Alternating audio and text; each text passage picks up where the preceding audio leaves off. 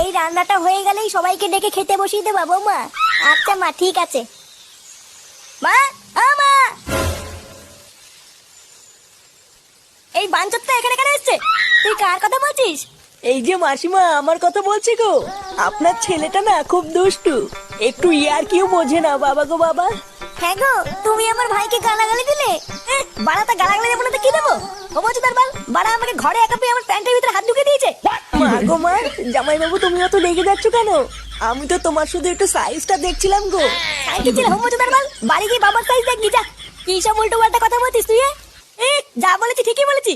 লেওড়া আজকে প্যান্টের ভিতরে হাত ঢুকে দিচ্ছে, কালকে তো বলবে হালকা করে পুঙাও মেরে দাও। এই কি হয়েছে রে? এত চেঁচামেচি কিসের? দেখুন না মেশামশাই, মা গো মা, আপনার ছেলে একটু ইয়ার কিউ বোঝে না।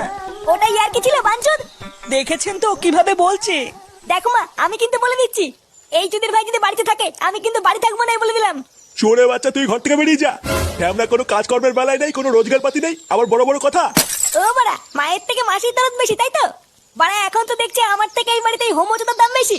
লেওড়া যেদিন এই হোমোচোদাটা তোমার ধুতির ভিতরে হাত ঢুকিয়ে নেয়ানারি করবে সেদিন বুঝবা বালের এই বাড়িতে আমার কোনো দামই নেই।